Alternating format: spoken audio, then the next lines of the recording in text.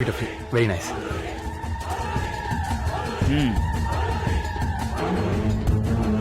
Wow, what traditions. నమస్కారం. నమస్తే. వాళ్ళ అమ్మాయిని కాపాడడానికి రాయల్ వారి స్టైల్లో రాయల్ గా ట్రీట్ చేస్తున్నారు. వీళ్ళకి ఎవడెవడో తెలియట్లేదు. ఎలాంటి సినిమాలు తీశాన్రా? ఆ మర్యాదగా అర్హుడు నేను, ఆ దండలు నావి, ఆ జేజేలు నావి. అసలు అక్కడ ఏడు జరుగుతుందో తెలుసా? ఎందుకు తెలియదురా?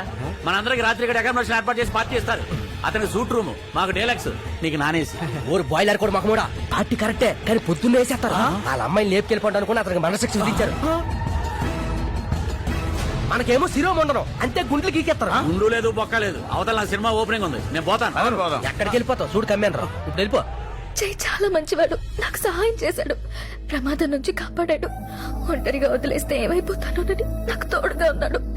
ఎంత చెప్పినా వినకుండా నాన్నగారు అతనికి మరణ శిక్ష విధించారు.